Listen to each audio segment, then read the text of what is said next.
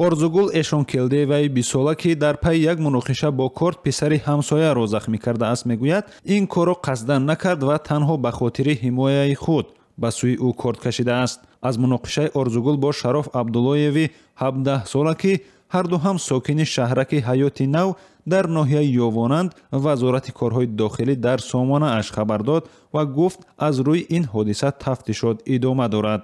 орзугул ки кӯдаки 4 моҳа дорад ва айни ҳол дар боздошт нест, дар як суҳбати телефонӣ бо Радиои Озодӣ гуфт ин ҳодиса рӯзи 20 январ рух дод. Вай гуфт ки барои ҳимояи бародараш ки аз сӯи писари ҳамсоя латукӯб шуда буд ба назди ин ҷавон рафт ва баҳси 2 нафар ба ҷанҷол ва билохира бо кордзанӣ анҷом ёфт.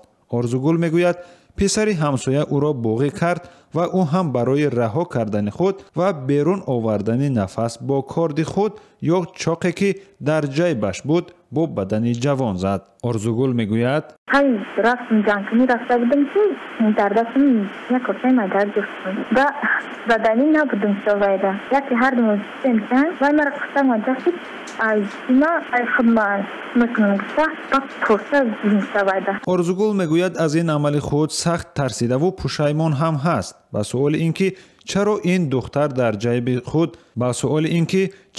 духтар дар ҷайбаш чоқу ё корди хур дошт, орзугул гуфт ин як одати уст ва ҳамеша чоқуи худро ки дар кори хона истифода мебарад бо худ мегардонад. ҳодисаи кордзании орзугул ҳоло аз сӯи нозирони маҳаллӣ зисти ӯ тафтиш мешавад ва феълан дар ин робита парвандаи ҷиноӣ боз нашудааст. бар асоси хулосаи тафтишоти пешакӣ ин духтар ба хотири ҳимояи худ ба сӯи писар корд кашидааст ва қасди куштор ё захмӣ кардани ӯро надошт. табибон ҳам ҷароҳати бардоштаи Шароф ҷавони кордхӯрдаро сабук арзёбӣ мекунанд. Комил Азизов, духтури масъули табобати Шароф дар беморхонаи ноҳияи Ёвон дар суҳбат бо Радиои Озодӣ гуфт ӯ аз 2 ҷойи бадан ноҳияи шикам ва дасташ кор хӯрдааст, аммо саломатиаш бад нест ва айни ҳол дар беморхона муолиҷа мегирад. чанд корд задагиам?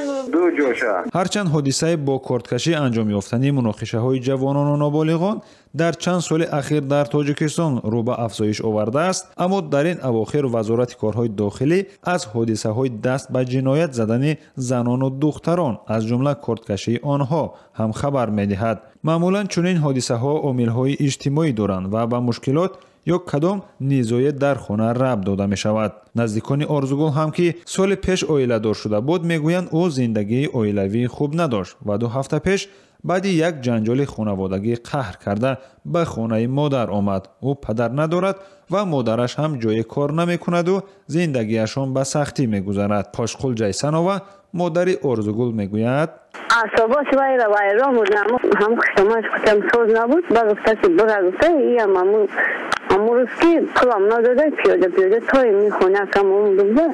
ба гуфтаи ин модар, хонаводаи ҷавоне ки баъди муноқиша бо орзугул ҳоло бо 2 зарбаи корд дар беморхона бистарӣ аст, аз онҳо ҷубронпулӣ талаб доранд. дар акси ҳол гуфтанд ба мақомоти болоӣ аз рӯи ин ҳодиса шикоят хоҳанд бурд. Ғанишер Абдуллоев, бародари ҷавони ҷабрдида, мегӯяд барои муолиҷаи Шароф онҳо ба пул ниёз доранд ва агар ин пул аз ҷониби орзугул пардохт шавад, онҳо омодаанд ба хотири кӯдаки навзодаш аз гуноҳи ӯ бигзаранд. орзугул ҳам ки ба гуфтаи худаш аз тарс ва барои ҳифзи ҷони худ ин корро кардааст, дар ҳоле ки дар суҳбат бо мо ашк мерехт, гуфт ӯ чизе надорад ва худаш фарзанди 4 моҳааш як сарборӣ барои модаранд, намедонад чӣ гуна ин маблағро бармегардонад.